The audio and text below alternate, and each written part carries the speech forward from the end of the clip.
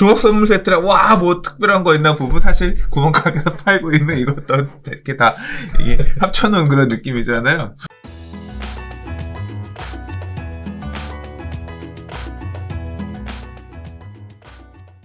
좋아요와 구독하기는 사랑입니다. 네, 안녕하십니까. 2021년 1월 30일 한바라서 소식을 전하는 고품격 부동산 토크쇼 부동산 별별사에 오신 여러분을 환영합니다. 1월 30일이란 말이에요 벌써? 그러니까 아유 그냥 1월이 또 후딱 가버렸네. 그러니까 다 갔어요 이제. 이렇게 한 번씩 착착 그으면 또 2021년도 금방 끝나겠네. 자고 일어나면 이제 끝나는 거지. 네. 어르신들께서 말씀하신 나이 먹을수록 시간 가는 게 빠르다. 예, 아주 그냥 확실히 체감되네. 어릴 때는 천천히 갔던 것 같은데. 오. 확실히. 예, 어릴 때는 어른이 되는 게 소원이었지. 그지? 근데 어른이 되고 나니까 무슨 놈가 이렇게 할 수 있는 권리보다 책임과 의무가 더 커. 그러다 보니까 잠을 못 자요. 그러니까 시간이 빨리 가는 것 같아. 저는 그 정도는 아니라서요. 좋겠습니다. 네. 네. 자, 오늘 첫 시간은요, 한 주간의 부동산 소식을 전해드리는 부동산 별별 이슈 시간 진행해 보도록 하겠는데요. 자, 첫 번째 이야기부터 본격적으로 시작해 보도록 하겠습니다. 자, 2월 5일쯤 수도권 공급 대책 나온다라는 얘기가 지금 시장에 솔솔 나오고 있습니다. 뭐 계속 나왔었던 얘기인데요. 날짜가 이제 2월 5일로 확정된 것 같습니다. 공공에 파는 환매 조건부를 검토하고 있다라는 얘기가 있는데 관련된 내용들의 꼭지들을 살펴보면 이렇습니다. 공공재개발, 역세권 개발, 신규 택지의 과감한 개발 등이 포함될 예정이다.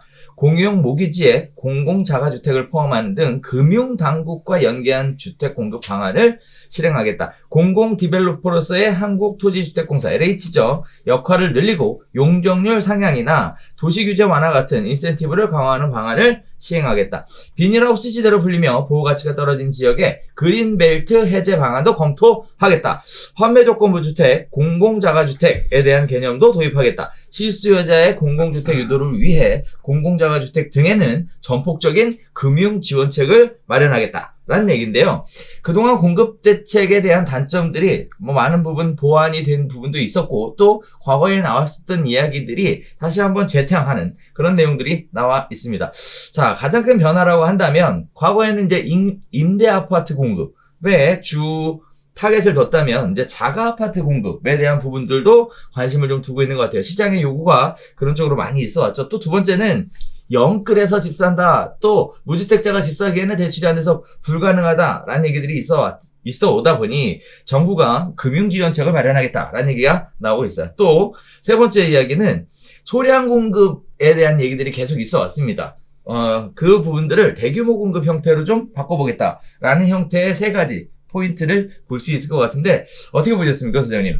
뭐 나와 봐야 좀 코멘트 할 수 있을 것 같아요. 구체적으로 어떻게 나올지를 2월 5일에 나온다고 그랬으니 며칠 안 남았잖아요. 그렇죠. 알겠지만 지금 언급된 내용들이 보면 이제까지 얘기했던 것들 이제 좀 총집합. 그렇죠. 이렇게 우리 어릴 때 이 명절 때 고모가 사오신 종합선물 세트 뭐 이런 느낌으로 보면 종합선물 세트라 와 뭐 특별한 거 있나 보면 사실 구멍가게에서 팔고 있는 이것도 이렇게 다 이게 합쳐놓은 그런 느낌이잖아요. 지금 이제까지 막 말로 주워 던져놨던 거 합쳐가지고 재포장해서 소개해주는 그런 얘기인데 이제 결국 이런 여러 정책들의 그러니까 이름은 다양하게 포장이 되어 있지만 사실 이제 내면을 살펴보면 이게 과연 잘 될 것인가 안 될 것인가를 가늠하는 가로지르는 중요한 핵심 포인트들이 있습니다.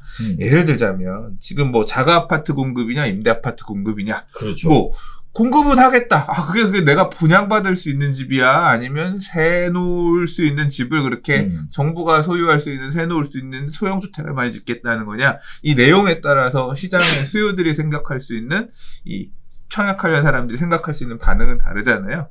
그래서 이제 이 숫자 안에 얼마나 유의미하게 내가 받을 수 있는 물량이 있을 거냐가 중요한데 이것도 사실 공급이 그렇게 단기간 안에 내년에 지을 거, 내후년에 지을 거 올해 만들어낼 수 있으면 공급이 아니죠.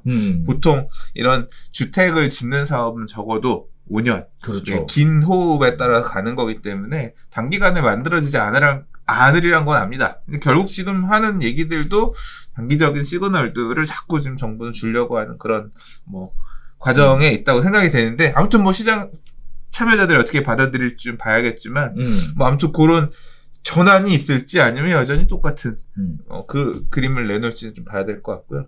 그 다음에 지금 대출 규제가 엄청나게 빡빡하게 막혀 있잖아요. 네, 대출이 맞아요. 안 나와서 집을 못 사는, 최근에 이제 분양가 상한제 이후에 분양가가 오르면서 9억 초과해서 대출이 안 나와서 청약도 못 해요. 그렇죠. 뭐 현금 돈잔치, 현금 있는 사람들 돈잔치 청약이냐 이런 비판도 나오고 있는데, 사실 뭐 지난번에 우리 벨벳 때도 얘기했지만 대출을 그렇게 막아놓은 게 잘못이지, 적당하게 9억 초과하면 청약 뭐 안 나오, 이렇게 다 막아놨냐, 이제 그런 얘기를 제가 했었는데, 이제 그 부분을 대체하기 위해서 금융지원책이라고 얘기했지만, 얘기 나오는 게 이제 환매 조건부 주택들 이런 것들 많이 나왔어요. 30년 소유하고 있으면 그때는 분양가대로 가져가고 있다. 30년 이후에는 뭐 네 맘대로 팔아도 되는데, 그 전에 판다고 하면 환매를 무조건 해야 된다. 그렇죠. 차익을 누릴 생각하지 말고 거기 눌러 앉아서 살아라. 뭐 이제 이런 조건에 옵션을 붙인 아파트들에 대한 고민을 한다 그랬잖아요. 맞아요. 이게 이제 그 옵션이라고 하는 게 결국은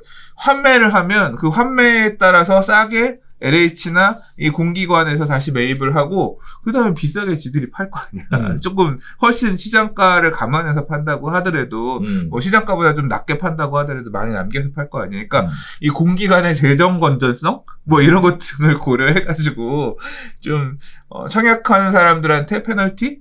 우리, 그 표현은 그거죠. 로또를 안 주겠다. 이제 그런 의미에서 가는 거지만, 이제 그런,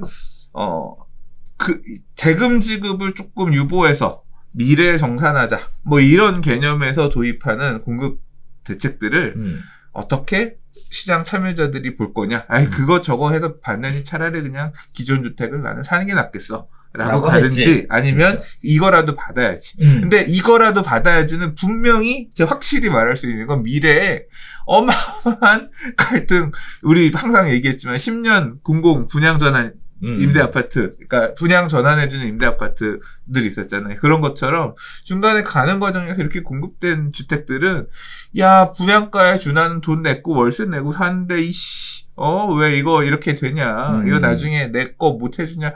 이게 결국은 재산권을 온전하게 행사할 수 있는 물건과, 내가 30년 전으로, 이게 30년 뒤에 팔 수 있다 그랬는데, 예를 들어서 20년 뒤에 팔 수도 있고 하겠습니다만, 내가 20년 뒤에 돌아가서 이 환매 조건부 주택을 받은 올해를 만약에 추억한다고 하면, 내가 왜 그때 이 환매 조건부 아파트를 받아가고 차라리 옆에 민간 아파트 샀으면 상승분도 다 누릴 수 있고, 이런 거에 안 억눌려도 쓸 수 있었는데 하면서, 이제 또 막 그 불만 가지고 또 추후에 문제가 될 가능성이 있거든요.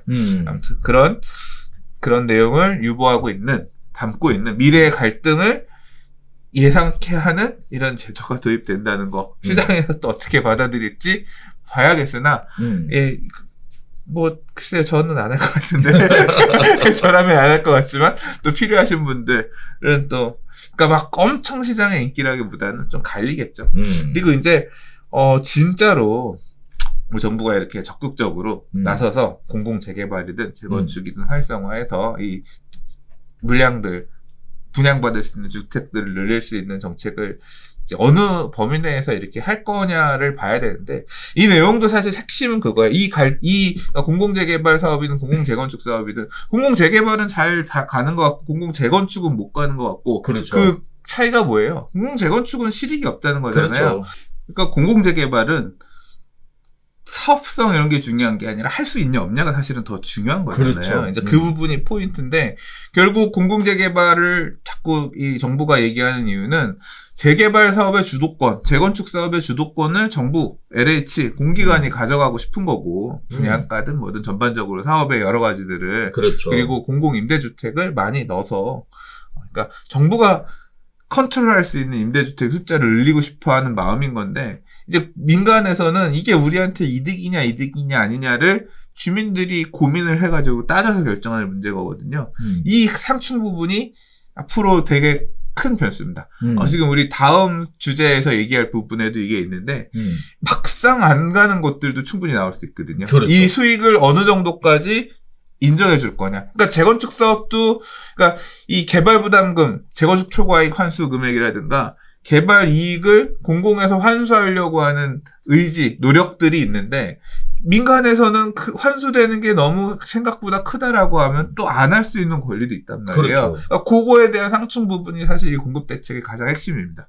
그래서 대책을 내놓긴 했는데 공공재건축 우리는 안 해 했던 것처럼 이번 2월 5일 대책에서도 다시 포장을 해서 얘기를 하지만 그러면 앞으로 많이 된다는데요. 정작 사업 주체들은 시큰둥 분양가 상한제 여전히 있고 뭐 분양가 상한제도 있는 상황에서 사업 메리트가 상대적으로 조금 부족해가지고 사업이 지지부진한 면들도 있잖아요. 그렇죠. 이제 그런 핵심적인 갈등이 말씀하신 지금 우리 언급했었던 세 가지 사례에서도 보면 다 그 선이 있거든요. 그거에 요 갈등의 사이에서 어떻게 시장 참여자들이 반응하느냐에 따라서 뭐 잘 될 수도 있고 안 될 수도 있고.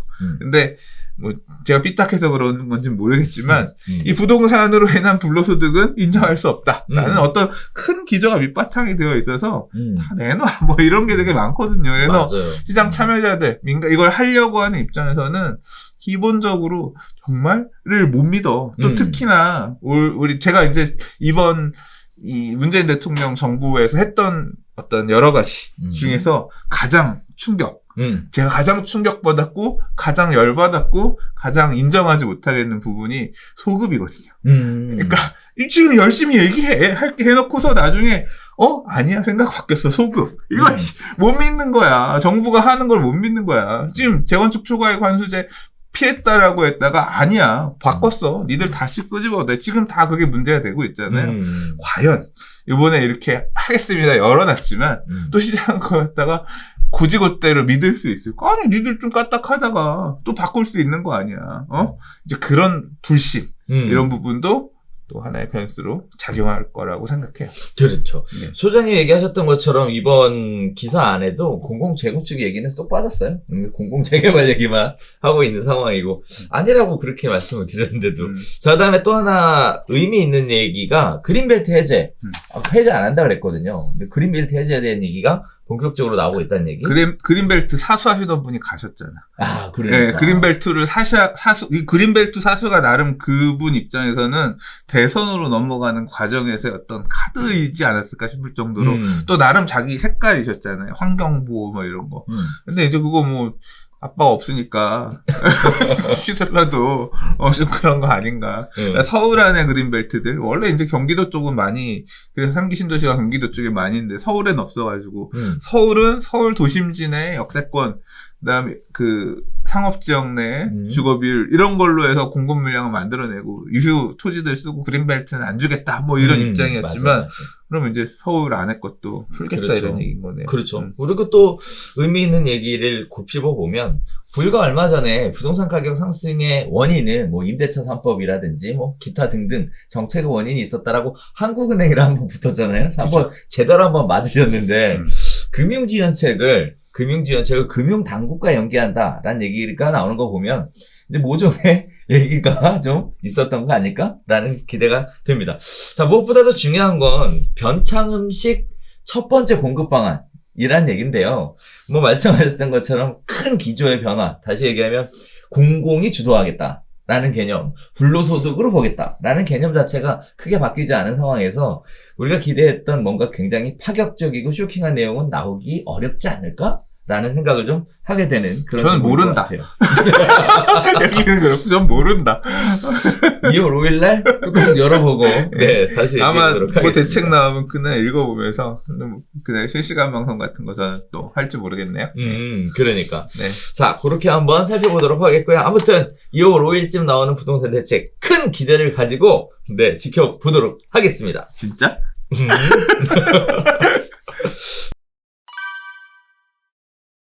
자, 두 번째입니다. 공공재개발 발표 이후에 매물 사라지고 호가 껑충 뛰었다는 얘기인데요. 서울, 강북, 5구 등 후보지 8곳에 매물 있나요? 라는 매수 문의가 줄 이어가고 있다고 합니다. 또 다세대 연립거래가 아파트 거래량을 추월한 상황이고요. 지분 고객을 위한 빌라 신축이 급증하고 있고 입주권 안 나오는 물딱지에 관련된 얘기들이 나오고 있는데요. 관련된 내용을 보면 그렇습니다. 자, 지난해 공공재개발 추진 소식에 이미 호가가 1억 원가량 올랐는데 선정 이후에는 집주인들이 그나마 있던 매물까지 모두 걷어들였다고 합니다. 뭐 대기 인원만 20명이 넘는 지역도 있다고 하는데요. 또한 서울 다세대 연립주택의 매매 건수가 2107건으로 같은 기간 아파트 매매 건수 1633건보다 무려 474건이 많았다고 합니다. 자, 그 외에도요. 흑석 2구역 같은 경우에는 재개발추진위원회에서 공공재건축을 안 하겠다라는 일종의 포기 가능성을 내비쳤음에도 불구하고 어떠한 방식이라든 재개발 사업에는 속도를 낼 것이다라는 기대감이 여전히 살아있는 것으로 보이고 있습니다. 뿐만 아니라 공공재개발 인근의 아파트 가격도 덩달아 올라가고 있는 이런 추세인데요. 공공재개발 지역은 토지거래 허가구역이지만 실거주 목적의 주택 매수는 가능한 상황이고요. 문제는 이러한 부분들이 결국은 물딱지, 입주권 관련된 얘기에 중요한 영향을 미치게 될 것 같아요. 이렇게 재개발 관련된 가능성이 올라가고 거기에 따라서 사람들의 관심이 집중되고 있다 보니 뭐 신축 빌라를 지어서 지분 쪼개기를 하는 거 반면 여러 가지 얘기들이 이슈가 되고 있으니까 정부는 이렇게 얘기하고 있습니다. 공공재개발의 권리 산정일은 정비구역 지정 여부를 떠나 사업 공모일 지난해 9월 21일로 앞당기기로 했다. 지난해 9월 20일 이후 신축된 건물을 매수하면 입주권을 받지 못하고 시세보다 싼 감정평가 금액대로 팔아야 한다는 뜻이다. 라는 얘기가 나오고 있는데요. 요약을 해보면 그렇습니다. 첫 번째가 재개발구역 가격이 상승한다. 라는 거고요. 인근 지역까지 번져가고 있다. 아파트 거래량보다 연립 빌라량의 거래량이 많다. 그리고 물딱지, 입주권 안 주겠다는 얘기가 나오고 있습니다. 굉장히 큰 이슈들을 또 몰고 올 내용 같은데 어떻게 보셨습니까, 소장님? 내용이 많았어. 그리고 마지막에 해주신 내용은 엄청 복잡한 내용이라. 그렇지. 네, 뭐 별별 수다에서 얘기하기엔 좀 한계가 있는 내용입니다. 재미도 없고 대부분의 사람들은 관심도 없을 거예요. 그런가? 네. 그리고 이거 얘기하면 이제 그거 산 사람들은 또 엄청 댓글 달릴 거야. 내 거는 되나요? 뭐는 어떤 그래서 그런 거 분석해드리는 그건 아니니까. 우리 친절하게 댓글 잘 다시는구나, 소장님. 아니 안 달아. 그런데 뭘 또? 네. 근데 일단. 지금 첫 번째로 공공재개발 후보지가 1월 달에 일단 1차적으로 8곳 선정이 됐잖아요. 그렇죠. 이것들은 토지거래 허가구역으로 지정이 돼서 아무나 못 사요. 저도 그래서 이제 몇몇 지역 물어봤어요. 전화해서 어떠냐. 그랬더니 실제 매수 문의는 있어. 근데 살 수 있는 사람도 제한적입니다. 허가가 안 나와. 허가 받을 수 있는 물건도 별로 없고 다 물건들이 크고 이번에 지정된 곳들의 상당수가 상업지역들. 그러니까 그 동네 안에서 주택으로 쓰이지 않는 곳들 이런 곳들이 많다 보니까 물건이 엄청 크죠. 몇십억씩 하는 것들 이런 것들 뭐 애초에 좀 거래하기 힘든 물건들 물론 물건이 없는 건 아니지만 토지거래 허가 받기 까다롭고 제한적인 거 이게 아니면 이제 뭐 흑석 2구역 같은 데도 보면 아파트가 있거든요. 되게 오래된 아파트. 근데 가서 거주하면서 허가 받고 이래야 되니까 조금 그러니까 그렇게 뭐 매수 문의는 있는데 알아는 보는데 막상 이제 거래까지 가기에는 약간 애매한 그렇죠. 이제 뭐 그런 상황인 것 같아요. 뭐 그래서 엄청 뜨겁다 이렇게 보긴 그렇고 오히려 차라리 물론 이제 여기서 소개된 양평 이런 데는 조금 다를 거예요. 다를 수 있는데 근데 이제 조금 뭐 지금 더 관심이 높아진 지역은 3월 달에 선정하기로 한 신규 지역들 여기는 될 가능성이 높아. 이런 지역에 좀 들어가려고 하는 수요들은 많은 것 같고 그리고 꼭 공공재개발이 아니라도 지금 뭐 역세권 고밀개발이라든가 등등 여러 가지 이슈를 가지고 재개발 사업들을 뭐 중공업 지역의 순환정비 사업을 한다거나 이 빌라 단독주택들, 노후한 주택지들 이런 지역에 불쏘시개 막 뜨겁게 달아오르게끔 하려는 소재가 너무 많아요. 최근에 제가 어떤 일이 있었냐면 제가 게임기 때문에 맨날 세운상가에 놀러 가는데 이 세운상가에서 이제 그 근무하시는 어떤 무슨 제조업체 사장님을 소개받게 된 게 아니라 여기 가서 이 사람이 이것 때문에 머리 아파하는데 가서 얘기 좀 해주라는 거야. 잘 아는 사장님이. 그래서 내가 가서 얘기를 들어갔더니 뭐냐면 이걸 어느 지역을 구체적으로 얘기하면 안 되겠구나. 어느 구청에서 지하철역의 역 주변에 여기 지구단위 계획을 수립할 거라는 거예요. 그래서 할 거니까 이걸 좀 써달라. 이런 거 할 거고 무슨 엔지니어링에서 할 거다. 이 내용이 결국 보니까 뭐냐면 역세권 고밀개발 내용 핵심이 그거였잖아요. 2종, 3종 일반 주거지역이 포함되어 있는 지역까지도 용적률 700% 그렇죠. 올려서 정비할 수 있게끔 그 틀을 만들겠다. 이게 그 내용이 핵심이에요. 그걸 위한 국토계획법 시행령 개정한 게 핵심이었잖아요. 맞아요. 그러니까 구청에서는 지금 뭘 하냐면 그걸 바탕으로 해서 서울시 안에 있는 300여 개의 역 주변은 지구 단위 계획들을 만들어가지고 그냥 지금 허름한 주택가였던 곳 또는 상가 건물 있었던 지역들에다가 주상복합 때려 지으려고 지금 준비들을 하고 있는 거예요. 예. 그러면 그분은 이제 머리가 아프지. 그 길에 되게 큰 건물을 갖고 계셨던 분인데 그럼 난 망했네. 딱 그러시는 거야. 그 말씀이. 나는 그러면 이거 해서 이거 어떻게 된다는 얘기야. 그럼 그 아파트 한 채 받으시고 또는 플러스 원까지 아파트 한 채 더 받으실 수도 있고 그다음 밑에 상가는 이제 구분 상가들에서 그것 중에 몇 개 받으실 수 있고 그럼 내 건물 뽀개서 그렇게 난 그 여기 집 필요 없는데 뭐 이제 그렇게 되는 거야. 난 망한 거네? 하지 말아야겠네? 나 어떻게 해야 돼? 뭐 이런 식으로 말씀을 하시더라고요. 근데 이제 그 뒤편에 있는 빌라라든가 단독주택 가진 사람은 어떻겠어요? 난리가 나는 거지. 근데 이게 여기 그 해당 지역만 얘기인가? 서울의 25개 구가 다 이거 지금 구청의 관할 구내에 있는 역들 가지고 이거에서 어디 수립할 수 있을지. 왜냐하면 지금 그게 큰 그림이잖아요. 공공에서 요구하는. 그래서 이게 결국 지금 제가 공공재개발 얘기해서 잠깐 넘어왔는데 큰 흐름이 단순히 공공재개발뿐만 아니라 역 주변에 있는 이런 역세권 개발이 재개발이란 이름 또는 아니면 뭐 시행사업이 될 수도 있고 이런 식으로 들끓으면서 집가가 들끓을 만한 이제 그런 어떤 이슈들이 지금 그러니까 단독 그런 큰 건물 가격들은 크게 안 오를 수 있어도 그 뒤편에 빌라 단독주택들은 이제 난리가 뿜뿌가 되는 거예요. 우리 동네 지금 재개발하는 700%로 건물 짓는데 그럼 그렇지. 나 같아도 빌라 지금 원래 거래된 가격에 2억 더 안 받으면 안 팔겠다. 그렇잖아. 빌라 가격이 뭐 이제 준주거 그게 지역 이제 되는 그런 거지. 데들이 이제 그렇게 속출하는 거죠. 용적률 300으로 재개발할 수 있는 지역이랑 700으로 재개발할 수 있는 지역이랑 일단 다르다. 실제 나중에 시뮬레이션에서 따져보기 전에 일단 아무것도 안 되는 썩음썩음한 빌라가 아파트 입주권으로 바뀔 수 있다는 얘기니까 완전 다른 얘기가 되잖아요. 이제 그 붐업들이 되게 그런 식의 이게 중공업 지역뿐만 아니라 이제 역주변까지도 확대되고 이제 그렇게 되니까 작년에 지금 뭐 1월 달 들어서 빌라 거래가 아파트 거래보다 많다는 게 나도 제3자 건너들은 나도 이걸 들었는데 이 설문조사 받은 거기 소유주들은 어떻겠어요? 우리 동네 되는 거야. 이제 부동산 가서 사장님 이게 뭐예요? 하면 부동산에서 다 선수들 부동산이 옆에 다 재개발하던 사장님들 앉아있을 텐데 여기 이제 하는 거라 그럼 또 이제 그게 반복되는 거죠. 그래서 2021년은 이 대재개발의 시대라고 아니던 데들 이 불쏘시개처럼 이제 하면서 이걸 사실 지금 정부가 하고 있는 거야. 어떻게 보면 제일 우려할 만한 상황이 생기는 거지. 그래서 그런 상황이 지금 가고 있고 지금 제가 역세권 얘기를 했지만 중공업 지역도 그렇고 지금 기사 아까 읽어주신 내용에 보면 성북 1구역 얘기하셨잖아요. 성북 1구역도 그렇고 이제 많은데 이런 이제 추진할지도 모르는 지역들에서 무슨 짓들을 하냐면 큰 단독주택 하나 가지고 분양권 하나 받는 것보다 이거 부수고 빌라 한 18세대짜리 지어서 딱지 18개 나오고 쪼개버리면 그게 더 이득이 된다라고 해서 이제 그런 쪼개기 작업한 업자들 들어가 단독주택 사가지고 쪼개는 사람도 있고, 그렇죠. 이제 갖고 있던 사람 쪼개는 경우도 있고, 아무튼 그게 난장판이 되는 건데, 이제 선행 내서 사업 추진하던 지역들은 그 짓거리들을 많이 해놓은 곳들이 있어요. 그래서 이 지역에 막 그렇게 쪼개놓은 물건들이 분양 자격이 될 거냐 안 될 거냐, 될 거냐 안 될 거냐 가지고 엄청 갈등들이 많거든요.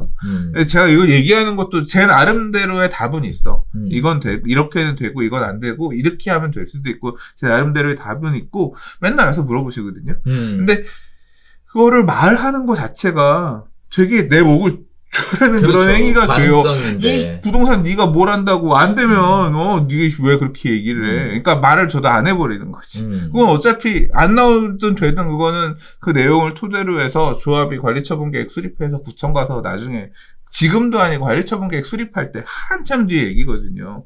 안 나오면 소송으로 다시 풀고 판결로 풀어야 될 문제인데 그걸 뭐 제가 지금부터 된다 안 된다 따지겠어요. 그래서 근데 이 권리산정 기준일에 대한 얘기는 저는 지금 방송에서는 이렇게 슬렁슬렁 얘기하고 넘어가지만 꼼꼼하게 따지셔서 피해가 없으셔야 되는 그런 상황입니다. 하자가 있을 만한 물건들을 거래하는 경우들도 분명히 엄연히 있어요. 네. 그리고 9월 21일 이전에만 쪼개면 되냐 그런 거 아니거든요. 그러니까 이게 구역마다 달라요. 이번에 기지정됐던 곳들이나 앞으로 추진해서 지정될 곳이나 아직 지금 판단이 유보되어 있는 서울시라든가 이제 좀 해석을 내려줘야 되는 그런 부분도 있거든요. 그렇죠. 예.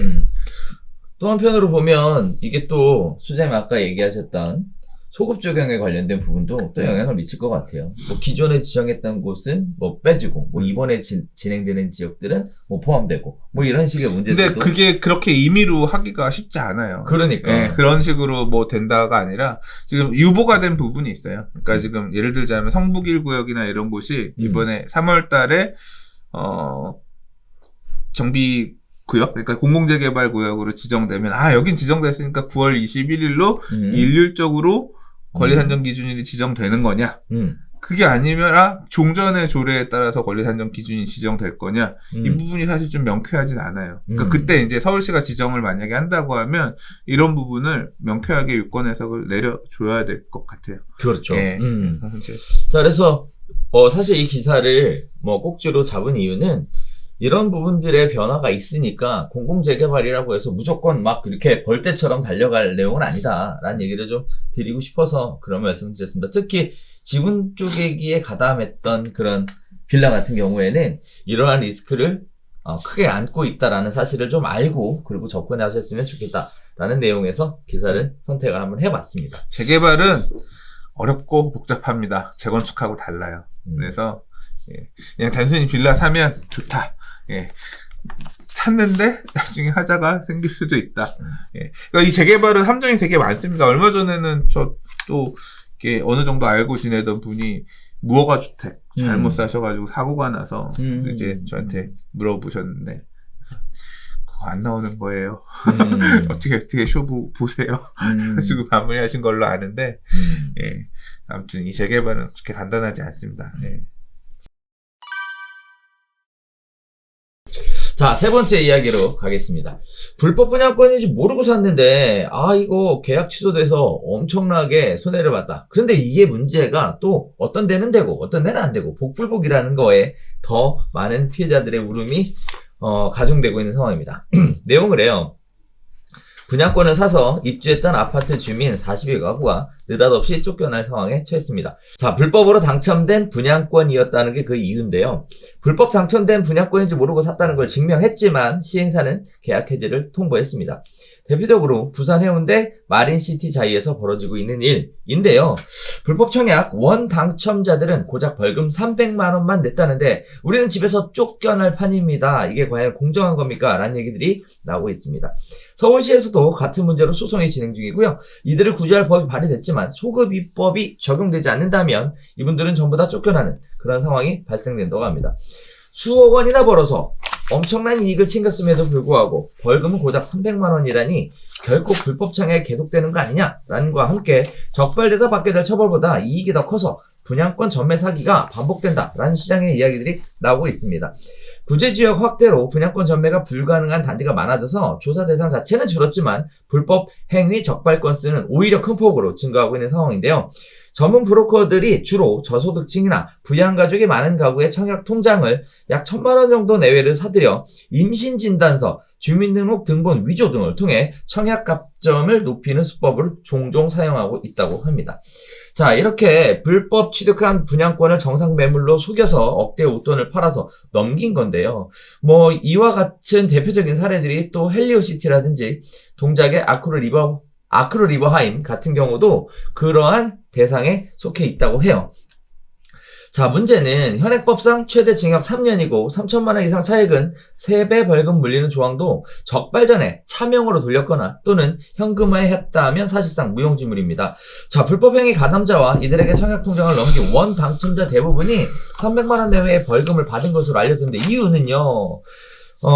브로커에게 명의를 내준 사람들 중에 장애인, 기초수급자 등 사회적 약자가 많았기 때문이라고 합니다. 알고 보니까 굉장히 또 안타까운 문제가 있는데요. 문제는 또 이런 부분들이 있어요. 사고 보니까 불법 분양권이었는데 나는 쫓겨난다. 야, 마파프는 안 쫓겨났는데. 그러면서 복불복 얘기가 나오고 있다는데 헬리오시티는 구제가 됐고요. 아크로리버하임은 계약 취소가 됐습니다. 자, 거기에 따라서 국토부는요, 2018년에 주택법 위반에 따른 주택공급계약 취소 공문을 보냈고요. 거기에 따라서 서울의 여러 가지 지역들이 계약 취소 통보를 했습니다. 그런데 결국 이런 부분들이 부정 당첨 사실을 모른 채 적법한 절차를 통해 분양권을 매입했다며 소송을 엄청나게 걸어왔어요. 거기에 따라서 일부 시행사가 선의의 피해자인 매수자들을 지원해주겠다라고 해서 계약이 유효한 것으로 만들어졌는데요. 국토부도 역시 선의의 피해자가 발생하지 않도록 구해주라라는 입장을 선회한 상황입니다. 아니 도대체 왜 입장을 갑자기 또 바꿨을까요? 그리고 또 그렇게 바꿔도 되는 걸까요? 궁금하신 분들이 계실 텐데요. 자, 이러한 부분들이 이렇습니다. 주택법 65조 2항에 보면 여러 가지 얘기들이 나오는데 그 중에 주택을 공급 신청할 수 있는 지위를 무효로 하거나 이미 체결된 주택의 공급 계약을 취소할 수 있다라고 되어 있어요. 다시 얘기하면 재량에 맡긴다는 뜻이죠. 거기에 따라서 국토부와 사업주체가 취소할 수도 있고 취소 안 할 수도 있다라는 거예요. 따라서 취소가 된 데는 지금 누름바다고요. 취소가 안 된다는 그나마 마음을 쓸어내고 있는 상황입니다. 취소하는 이유를 보면요. 여러 가지 이유도 있겠지만 그중에 가장 큰 이유가 사업 주체가 이익을 위해 계약 취소를 강행하는 건데요. 다시 얘기하면 계약을 취소시키고 다시 분양을 해서 더 큰 이익을 보겠다 이런 얘기인데요.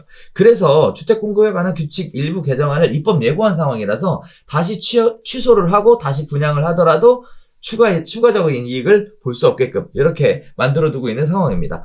자, 주택법에 굉장히 복잡한 얘기예요. 사실 이거 계속 설명을 드리자니 굉장히 어려운데요. 아무튼 제도적인 문제가 있었다라는 걸 2018년부터 알고 있었음에도 관련된 부분에 대해서 명확하게 어떻게 해야 한다라는 지침을 정하지 못한 그 국토부의 안일한 대응에 대해서도 계속 이야기들이 나오고 있습니다. 뒷북 행정 관련된 얘기가 나오고 있는데 자, 이런 부분들을 피해 구제를 하자니 피해를 구제를 하는 대로 피해 구제를 안 해주자니 또 안 해주는 대로 양쪽의 희비가 교차되고 있는 상황입니다.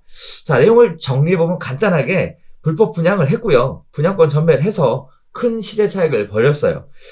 그러다 보니까 모르고 샀던 선의의 제3자가 새로운 피해자가 되었습니다. 자, 분양권 전매 제한 구역에서는 문제가 없으니까 크게 신경 쓰지 않으셔도 되는데 문제는 분양권 전매 제한이 지정되지 않았습니다만 지정되지 않았던 지역에서 전매를 하고 나서 가격이 많이 올라가니까 문제가 생기는 거였어요. 계약을 취소할 거냐, 계약을 유지할 거냐에 대한 선택도 시행사에서 선택하도록 임의 규정으로 되어 있다는 것도 문제입니다. 자, 그러면 이제 분양권 이 얘기 듣고 보니까 굉장히 무서워졌어요. 이거 해도 되는 건가요, 지금? 네. 나중에 취소되면 어떻게 되는 거예요? 그러니까 지금 이 문제가 2016년도, 17년도, 대략 이제 그 시점, 2015, 16, 17? 그 시절의 문제가 지금 5년, 6년이 지난 지금 와서 문제가 되고, 아직까지 이제 문제가 되고 있는 것 같아요. 그렇죠. 특히 이제 최근에 이 기사가 막 나오는 이유는 부산의 마린시티자이라고 굉장히 비싼 아파트, 이제 비싸죠.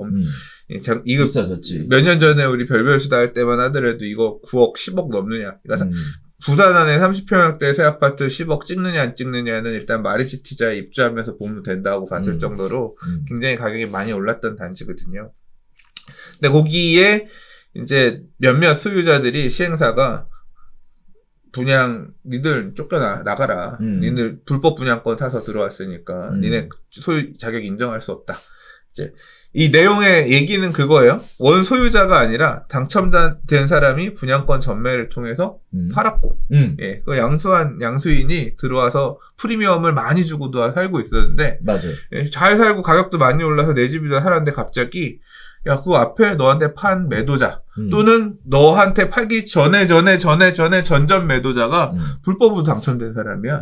그래서 넌 불법으로 당첨된 사람 없는 사람 거를 중간에 건너 산 거니까 원래 자기가 없었던 거를 가져온 걸로 봐서 너는 소유자가 없고 이거는 우리 다시 회수해가지고 재분양할란다. 지금 이게 문제가 되는 거예요. 그래서 야, 나는 앞에 사람 또는 그 앞에 사람이 원당첨자인지 당첨자인지를 우리가 불법으로 샀는지 안 샀는지를 어떻게 하냐. 그치. 왜냐하면 분양계약서 다 뽑아주고 니들이 아무 문제 없다고 그래서 명의 변경하는 거 도장까지 다 찍어줘가지고 난 들어와서 사는데 갑자기 이게 마른 하늘에 날벼락이죠.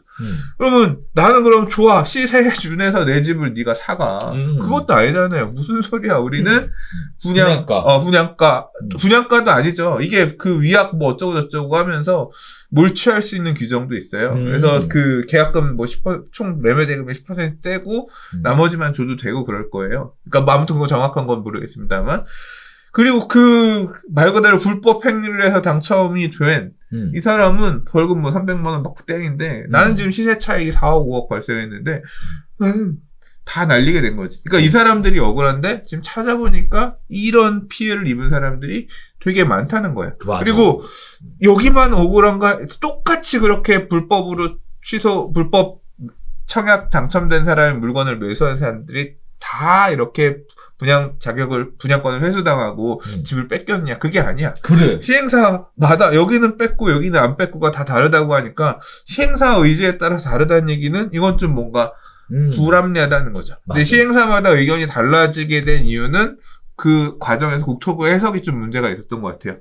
뺏어라 라고 했다. 아니야. 선의의 피해자는 보호해주는 맞겠다 하니까 어디는 우리는 뺏겠습니다. 어디는 이것도 지금 있는 상황이거든요. 제 의견은 그렇습니다. 이거 무조건 보호해줘야 돼요. 이거는 당연히 보호가 돼야 됩니다. 그렇게 만약에 이걸 보호 못 해준다고 하면 분양계약서 이런 거 뽑지 말아야지. 이게 그러니까 부적격을 걸러내는 단계에서 끝나야 돼요. 계약서가 나오면 신뢰 보호를 해주든가 해야지.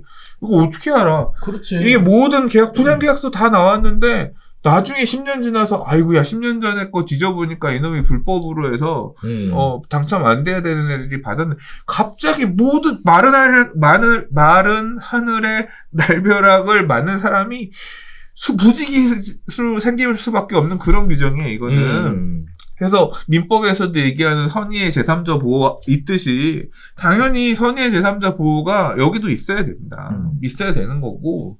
이거는 저는 지금 이 시행사들이 제 생각엔 목리를 부리고 있다고 생각합니다. 예, 시행사들이 목리를 부리고 있다고 생각하고 이 선의의 제3자들은 구제해줘야 하는 게 저는 맞다고 생각해요. 저는. 근데 저는 판사가 아니잖아요. 판사님들이 판단을 하셔야 될 문제니까 예, 판사님들이 잘. 그 소송이 2년째 가고 있다고 하는데 사실 뭐 저도 개인적으로는 수사님 얘기에 동의를 해요. 그런데 한편으로 보면 왜 사업 주체가 취소했을까? 결국은 더 비싸게 팔고 싶은 근데 이게 더 비싸게 못 팔 텐데. 이제 입법 예고했대요. 이제. 입법 예고가 아니라 제가 알기로는 이게 그러니까 근데 이게 지금 적용되는 부분이 있어요. 주택법 규칙이 보면 어떤 내용이 있냐면 이런 식으로 부적격으로 이게 그러니까 보세요.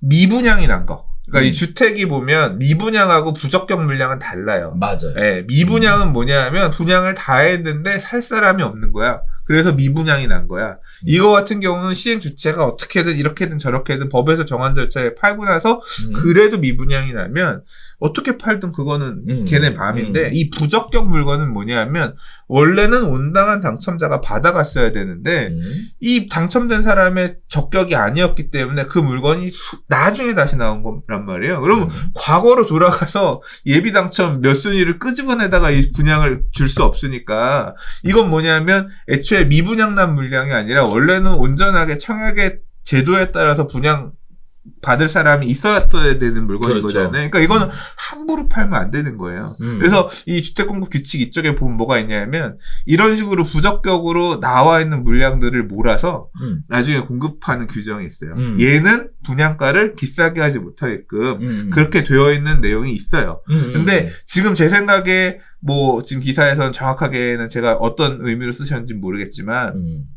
이 사안들은 뭐냐면 말씀드린 이 규칙이 바뀌기 한참 전에 일어났던 일들이에요.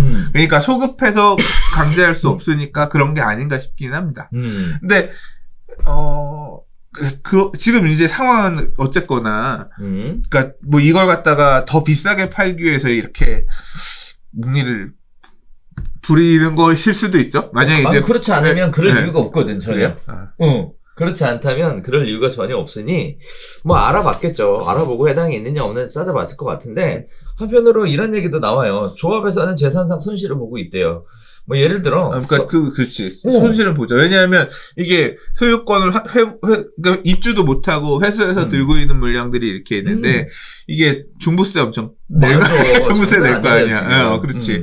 재산 조합이 깔고 있는 또는 시행사가 깔고 있는 재산이 많으니까 보유세 또 엄청 많이 낼 거 아니야 이제 앞으로. 그래서 빨리 여기도 처분하고 싶긴 할 건데. 그러니까 그냥 적당히 그렇게, 그러니까 이미 쓴 돈이 있으니까 주지도 못하는 그런 애매한 상황이 있을 것 같은데 적당히 합의 보면 안 돼? 그러니까. 우리 이제까지 니네 집 이것 때문에 종부세며 연체며 이득 보지 못했던 뭐 있는데 그거에 대해서 니네가 얼마 정도 합의금 지불해주면 니네한테 줄게. 뭐 이렇게 적당히 협의 안 되나? 그러게. 왜냐면 숫자가 엄청 많지는 않잖아요. 그렇죠. 이거 이렇게 쫓겨날 위험에 있었던 선의의 제3자 매수자들도 그 비용들만 좀 더 내면 어쨌거나 나머지 시세 차익 부분은 안 낼 수 있는 거 아니에요. 늘릴 수 있는 거 아니에요. 그래서 그 기준에 대해서 합의에 대한 기준에 대해서 한편으로는 정부에서 마련해줘야 될 것 같은데. 아니지. 정부가 그런 세세하게 이런 개별 합의안을 어떻게 만들어줘? 왜? 그래서 내려가서 마린시티에 가가지고 여기 나와요. 마린시티 가서 문제 해결을 위해 그래요? 수차례 방문해가지고 뭐 어떻게 해서든 해보려고 열심히 노력만 했으나 뭐 안 한대요. 네. 그래서 이 내용은 그래요. 제가 읽어드릴게요.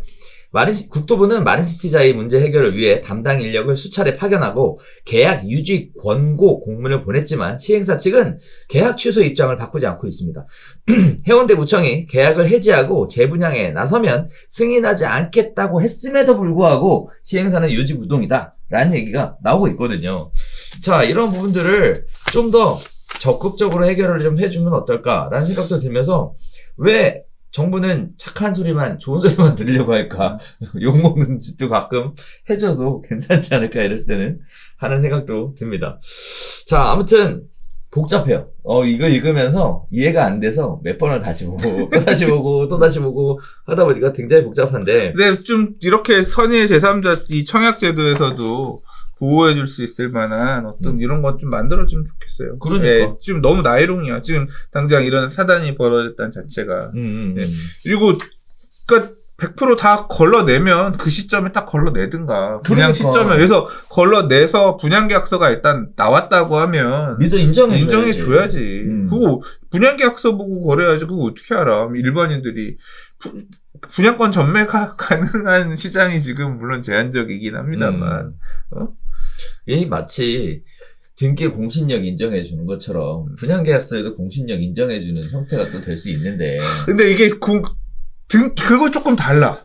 그냥 등기의 공신력은 인정하기가 쉽지 않아. 왜냐면 지금 뭐 몇십 년, 지금 이런 오랜 이 역사 동안 이게 있기 때문에 그걸 하나하나 다 캘 수가 없지만, 청약은 없던 게 갑자기 빵 나오는 거잖아. 당첨자가 딱 나오는 거잖아. 그러니까 없던 게 지금 원시취득처럼 갑자기 튀어나오는 거잖아. 그러니까 그거는 권리관계에 대한 오해나 이런 부분들이 찾기가 힘든 게 아니잖아요. 그러니까 이 선의의 3자는 딱 걸을 시점에 최대한 열심히 노력해가지고 다 걸러내고 걸러내줬다. 그럼 그 이후 거부터는 인정해준다. 뭐 이제 어떤 그런 게 만들어줘야 되죠. 그렇죠. 그리고 선의의 3자 보호 민법에서 선의의 3자 보호 제도가 그거 아니에요. 그거 매수한 제3 매수인이 악의로 이런 것만 아니면 선의의 제3자 보호되는 규정이 있잖아요. 그렇죠. 네. 그래서 이제 정부에서도 2018년에 하잖아요. 뭐라고 하냐면 분양권 공시제도를 만들어 보겠다라고 해서 2년간 논의만 하다가 없었던 일이 돼버렸대요. 네. 내용이 이래요. 분양권 전매 사기 피해가 늘어날 것으로 어느 정도 예측하고 있었던 정부에서는 2018년 9.13 대책에서 분양권 정보 공시제 도입을 추진을 했었는데 부정청약이 의심되거나 수사기관에 적발돼 기소된 경우 해당 분양권을 공표해서 더 이상의 선의의 피해자들이 발생하지 않도록 하겠다는 취지였는데 분양권 공시제 자체가 피의사실 공표죄로 불법이래요. 그래서 정부에서 못한다고. 네, 이렇게 얘기하셨더라고요. 자, 아무튼 복잡합니다. 자, 정부에서는 정확한 지침을 좀 명확하게 만들었으면 좋겠고 또 피해자들이 더 발생하지 않게끔 이것도 좀 잘 수습해 주셨으면 좋겠고 소송 가서 다툰다고 하는데 결국은 또 판사님들이 멋진 판결봉을 휘두르셔야 결과가 나오지 않을까라는 생각도 들면서 누군가에겐 굉장히 가슴 아픈 일이 될 수 있을 것 같고요. 또 욕심이 화를 불었다라는 생각도 살짝 좀 들어요. 근데 이 소유자들은 욕심이 아니야. 소유자들 말고 시행사들의 욕심이 화를 불었다라는 생각도 살짝 좀 들어요. 그래서 그런 부분들 생각해보면 아무튼 원만하고 조속한 합의와 해결이 있었으면 좋겠습니다. 자, 네 번째 이야기 가볼게요. 집값 다 올랐나? 상승 전망이 꺾였다라는 얘기입니다. 반면에 2030은 더 오른다라는 얘기하고 있는데요. 자, 2030의 주택가격 전망지수는 여전히 사상 최고치라고 합니다. 새해 들어 집값이 오를 것이라는 전망이 다소 주춤해졌고요. 그럼에도 불구하고 2030 세대만큼은 예외라고 합니다. 지난해 B2, 영끌을 주도했던 2030 세대 주택가격 전망은 여전히 최고 수준을 유지하고 있는 것으로 나오고 있는데요. 자, 한국은행에 따르면 1월 소비자 동향에서 40세 미만의 주택가격 전망지수는 137로 전월과 마찬가지로 사상 최고 수준을 지속했습니다. 한 달 전과 비교해서 집값 상승에 대한 기대가 꺾이지 않았다는 얘기인데요. 반면에 전체적으로 보면요. 주택가격 전망지수가 130으로 역대 최고치를 기록했던 132보다 2포인트 떨어진 것과는 상이한 흐름입니다. 자, 거기에 왜 이렇게 떨어졌을까? 새해 들어 정부가 설 전에 주택공급 대책을 발표할 것이라고 예고한 가운데 이미 많이 올랐는데 더 이상 집값이 오르겠냐 하는 심리가 작용되면서 주택가격 전망이 약간 주춤해진 면이 있지 않을까라는 전문가들의 예측도 있었는데요. 세대별로 보면요. 2030 세대가 여전히 집값이 올라갈 거라고 기대하는 반면 4050 세대는요. 128로 1포인트, 5060은 125로 5포인트, 6070하고 70은 각각 3포인트, 2포인트 정도 하락한 상황입니다. 서울의 주택가격 전망지수는 127로 전월 대비 1포인트 떨어졌지만 6대 광역시의 경우에는 132로 5포인트 하락해서 더 큰 낙폭을 보여주고 있는 상황이고요. 기타 도시도 130으로 2포인트 정도 떨어졌습니다. 자, 우리 통계 얘기 나오면 가장 먼저 하고 싶은 얘기가 이거 믿을만한 통계일까? 이거 신빙성이 있는 얘기일까?를 가장 먼저 떠올리게 되는데 어떻게 보셨어요? 네. 일단 요새 부동산 사들 카페 트래픽도 살살 빠집니다. 예전처럼 막 열심히 이 부동산 얘기 하지 않아. 느껴지지 않겠습니까? 2월 5일날 공급대책 나온다니까 기다리는 거 아닐까? 뭐 그런 부분도 있을 수 있고, 그러니까 항상 이제 막 사야 돼, 막 이렇게 다들 이런 거 보이면 불안해서 사야 되나 이렇게 보다가도 약간 주춤해지는 것 같으면 지금은 아닌가 하다가 야 이제 이 관망으로 이렇게 쫙 하루에 10번 들어가다가 이렇게 한 이쯤 가는 과정이죠. 네. 그러니까 이제 지금 물어보면 어때요? 청년 12월달 11월달 물어보던 막 열기가 있던 때 물어보던 것보다는 이제 좀 약간 팔짱을 끼는 그런 이제 시점이 된 거죠. 근데 이제 앞으로 이제 우리 올해 어떻게 될 것 같냐 이제 이런 얘기 할 때도 얘기했었잖아요. 앞으로 2월달, 3월달, 4월달 6월 1일 보유세 기준 전까지 패닉 물건들 급하게 정리해야 되는 물건들 또 보면서 이제 던지는 물건들 나오면서 좀 무거운 좀 종부세, 보유세 부담 이런 것들 큰 지역들 같은 경우는 좀 그렇게 막 확 약간 한계가 또 약간 2, 3월 정도 피크 어두운 시절 지나면서 이제 가격 다시 올라가는 그런 전년의 모습을 보여줄 가능성도 있고 또 그와 상관없는 사이드 지역들 이런 것들은 뭐 또 올해 이제 본격적으로 분위기 타면 또 가져가 있으면서 봄부터도 갈 수 있을 것 같다 이제 이런 말씀드렸고 또 한편으로는 이 시장 말고 지금 이미 아까 우리 전 편에서 얘기했었던 재개발, 빌라 이 시장들을 좀 가자 외치면서 지금 이미 그러고 있거든요. 그러니까 같은 시장이지만 물건 형태, 지역 이런 거에 따라서 지금 다른 온도차가 느껴지는 상황이란 말이에요. 연령별, 지역별, 그렇죠. 물건별. 그래서 이제 요 지금 뭐 주택가격 전망 지수가 조금 꺾였다 이런 얘기는 그냥 그런 과정에서 시장 에너지는 살짝 조금 주춤되는 모양새고 큰 흐름에서는 그렇게 보이지만 단순히 지금의 시장을 그렇게 편면적으로만 바라볼 수는 없다. 네, 저는 또 개인적으로 이런 생각도 했어요. 지금 이거 보면 마치 막 굉장히 큰 폭의 뭐 하락으로 사람들의 관심이 없는 것처럼 보여주려고 하는 의도가 다분히 있지 않나? 아니야. 그냥 이게 CSI 여기 이게 딱 132에서 130 딱 꺾여 보이니까 이제 내려가는 거 아니냐 그런 건데 그건 내려가봐야 밑에서 내려왔구나 아는 거지. 이렇게 이 변곡점에서 이럴 때는 그거 어떻게 내가 지금 롤러코스터 타고 내려가는 건지 아니면 꼭게 있는 건지 여기 다시 올라가는 건지 어떻게 알아? 신도 아니고. 그래서 어쨌든 지금 현재 제가 개인적으로 한 발 떨어져서 보기에는 이런 느낌이 들어요. 어쨌든 지금 100이 훨씬 올라가 있는 상황이잖아요. 약간 주춤한 게 말 그대로 하락의 신호탄이냐, 아니면 뭐 어떻게 할 거냐. 이제 그 얘기를 하고 싶은 거지만, 어쨌든 지금 현재 시점에서 주택에 대한 관심도는 굉장히 높은 수준이다. 여전히 130이면 낮은 수준이 아니다. 그 얘기죠. 그 얘기를 좀 드리고 싶어요. 네. 그만큼 앞으로의 추이에 굉장히 크게 반응할 수 있는 변동성이 큰 시장 아니겠냐라는 생각도 듭니다. 자, 5번째 이야기 가볼게요. 명동 이태원에 이어 광화문에도 빈가게가 급증하고 있다고 합니다. 안타까운 소식인데요. 서울 광화문 상가 점포 10곳 중 한 곳은 비어있는 것으로 나타났습니다. 신종 코로나 바이러스 3차 유행 이후 빈 점포가 급증한 결과인데요. 작년 4분기 중대형 상가 15%가 공실이고요. 전분기 9.3%에서 1.6배나 늘어나고 있는 상황입니다. 한국부동산원이 27일 발표한 지난해 4분기 상업용 부동산 임대 동향 조사에 따르면 광화문 같은 경우 중대형 상가 공실률은 15.3%로 전분기의 1.6배 수준입니다. 중대형 상가란 3층 이상이거나 연면적이 330제곱미터를 초과하는 건물을 의미합니다. 공실이 절반이 넘는 건물을 아예 통계에서 제외한 만큼 실제 공실은 더 많을 것으로 예측되고 있고요. 이러한 원인은요. 광화문은 직장인을 대상으로 한 가게가 밀집된 오피스 상권인데 저녁 9시 이후 5인 이상 모임 금지하면서 저녁 매출 비중이 큰 음식점, 주점, 노래방이 폐업이 큰 폭으로 늘어났다고 합니다. 명동도 역시 마찬가지라고 해요. 상가 공실률이 22.3%로 2배를 넘었고요. 임대료는 5%까지 내렸음에도 불구하고 빈 가게가 계속 늘고 있는 상황입니다. 이태원 역시 상가 공실률은 26.7%, 대학가 인근에도 역시 12.7%로 전분기보다 0.3% 하락하고 있는 상황이랍니다. 자, 상가 투자 및 자영업 운영할 때 유의해야 될 시장의 한 중요한 지표가 될 거라고 보여지고 있고요.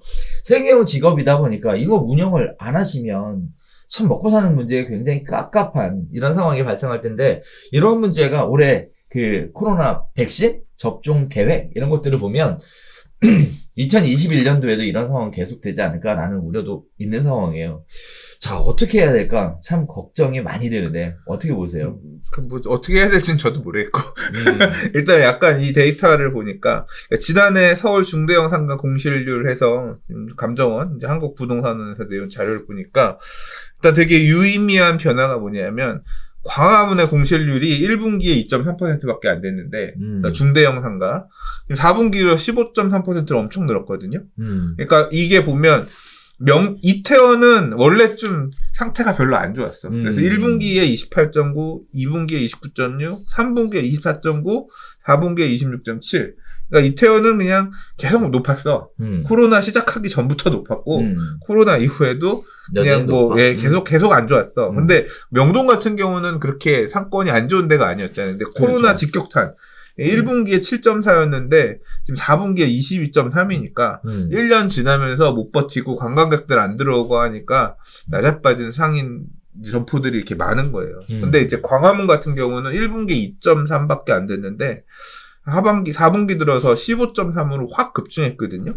엄청 많이. 그러니까 이게 뭐냐면 이게 작년 가을 이후에 특히 이제 겨울, 여름에 막 급증했다가 약간 안정화됐다가 거리두기 한참 하고 하면서 그랬다가 이제 겨울 들어서 또 우리 뭐 5인 이상 집합금지 연말에 이거 하면서 지금 꽉 조였잖아요. 그러니까 이 광화문은 사실 이 명동은 관광객이 안 들어오니까 안 내는 거고 광화문은 직장인들이 회사를 안 나오니까 또는 이제 안에서 먹고 마시고 9시면 칼같이 그만둬야 되고 가야 되고 하니까 이제 그런 매출이 늘어날 수 없는 이런 한계가 있다 보니까 그런 거 아니에요. 그래서 이제 그런 업종에 대한 그러니까 코로나 이펙트가 제대로 그냥 바로 이 공실에 영향을 끼쳤다 이렇게 생각이 돼요. 2021년도 코로나가 종식되고 이제 좀 어느 정도 다시 사람들이 오프라인에서 가득가득 서로 얼굴을 맞대며 호흡을 맞대며 뭐 이런 상황 오기 전까지 근본적으로 개선이 되기는 어렵겠죠. 근데 코로나 이후에는 어떻게 될 거냐? 우리가 과거에 생각했던 것처럼 다시 이렇게 그 시절의 상가로 돌아가 줄 수 있을 거냐? 잘 모르겠어. 그건 이제 어렵다고. 예, 그거는 예. 그런 시절이 그런 그리운 시절이 올 거냐? 또는 더 막 근데 이제 이 트라우마가 생긴 거죠. 제대로 지금 한 대 맞았지. 와, 이렇게 그러니까 그런 거 아니에요. 이번엔 코로나 19였는데 뭐 코로나 22 뭐 이런 거 나와서 또 백신 그럼 만약에 그런 게 나온다고 하면 또 이 겁이 나는 거 아니야. 사람과 사람과의 비대면, 대면이 겁나고 이제 이런 시절이 오면서 확 애초에 야 이런 먹고 마시는 거는 지금 작년 연말에 우리 연말 모임 그렇게 했다니까요. 줌 틀어놓고 그냥 안주 갖다 서로 먹으면서 느슨하게 이렇게 연말 모임을 했어요. 줌 노트북 열어놓고 술 안주 넣고 서로 보면서 얘기하면서 이러고 먹었었거든요. 그러니까 길게 먹을 수 있어. 막 6시간 이렇게 먹어도 누구는 가서 놀다가 이렇게 그러니까 뭐냐면 새로운 그러니까 그게 세상이 바뀐 거 아니에요. 그런 트렌드가 만들어지는 것처럼 앞으로 또 어떻게 바뀔지 모르지. 근데 오프라인의 어떤 상업적인 가치는 지금보다 떨어지겠죠. 그러니까. 네. 어떻게 보면 이런 생각도 들어요. 요즘에 뉴질랜드 같은 경우에는 이번에 코로나 종식 선언을 얼마 전에 했다고 해요. 네. 짱이다. 짱이죠. 오.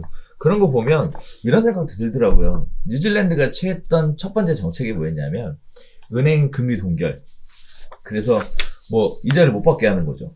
네, 대출해 준 거에 대해서. 이렇게 뭔가 큰 어떻게 보면 대기업, 정부부터 나서서 이런 뭔가를 해왔는데 우리나라는 이렇게 자영업자만 때려잡는 듯한 이런 모습들을 보여주고 있어서 자영업자들만 계속 지금 두들기고 있으니 사실 생각해보면 황금 때 시간, 저녁 9시부터 지하철 막차 그때가 가장 많이 붐볐잖아요.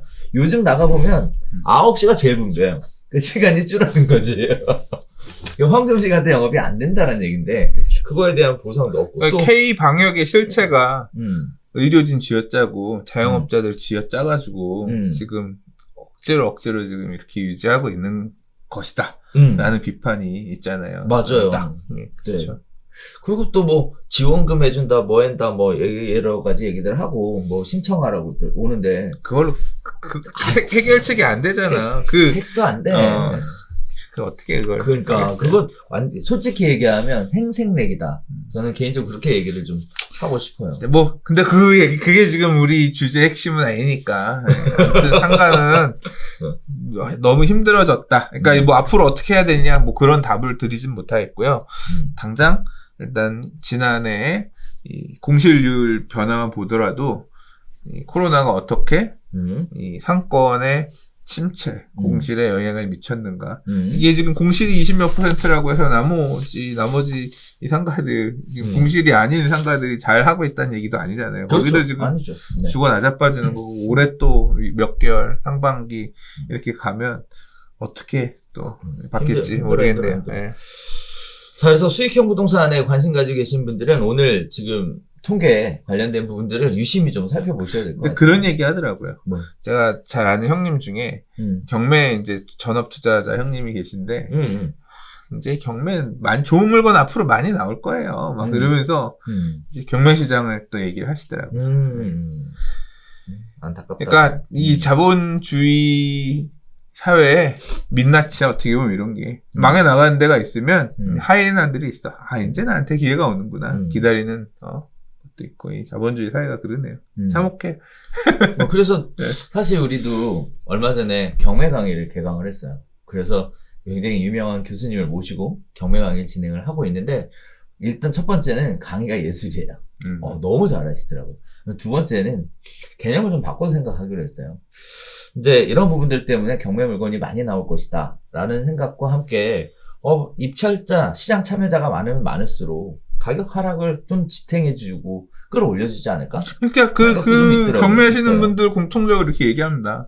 경매하는 사람이 나쁜 사람, 엄청 좋은 사람이지. 그렇죠. 그렇게 얘기를 해요. 왜냐하면 내가 가장 비싼 돈을 써서 낙찰을 맞아. 받았기 때문에 이 채무자, 그러니까 이 경매를 넘겨야 되는 사람이 그만큼 빚이 줄어드는 거야. 내가 싸게 받았으면 그만큼 채무가 덜 깎이는 거 아니야. 맞아. 그렇게 얘기를 하셔요. 경매하시는 분들은. 최고가 매수인. 내가 가장 많은 돈을 당신에게 주는 겁니다. 그렇게 얘기하더라고요. 그러니까. 네. 그래서 우리가 이번에 그런 관련된 부분들을 진행을 지금 하고 있는데, 일단 의미 있는 결과들로 연결될 것 같아요. 그래서 아무튼 경매를 기회로 생각하시는 분들이나 또는 경매를 통해서 어쩔 수 없이 힘든 선택을 하셔야 되는 분들이 있는데, 이런 분들이 조금이나마 좀 만족스러운 그런 결과로 매각할 수 있게끔 그렇게 가는 것도 나쁘진 않을 것 같습니다만, 아무튼 이런 상황으로 자영업자들의 위기상, 힘든 상황이 계속되고 있다라는 거는 웃으면서 얘기할 부분은 아닌 것 같습니다. 정부에서도 이거 좀 심각하게 신경 써주시면 좋을 것 같습니다. 자, 6번째 이야기 가볼게요. 권익위원회에서 드디어 또 하고 싶지 않은 부동산 중개보수 손본다는 얘기가 나오고 있습니다.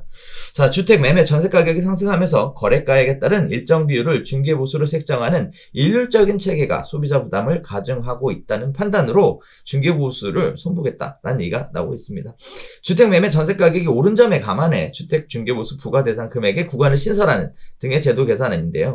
매매의 경우에는 9억에서 12억 원 구간을 신설해서 0.7% 보수를 적용하고 12억 원 초과분에선 0.9%를 적용한다. 또 전세도 6억에서 9억 구간을 신설해서 보수는 최대 0.5%로 낮추고 9억 초과분에 대해서는 0.8%를 적용하겠다. 자, 개선안의 내용에 따르면 서울 아파트 중위 가격인 10억 원 아파트 매매 거래 시 중개보수는 900만 원에서 550만 원으로 40% 가까이 줄어든다 하고요. 6억 5천만 원 전세 거래 보수는 520만 원에서 235만 원으로 지금의 절반으로 줄어든다고 하는데, 자, 이 외에도요, 계약을 파기한 쪽에서 중개보수 양쪽을 전부 다 부담하도록 하는 원칙에 대한 얘기들도 나오고 있습니다.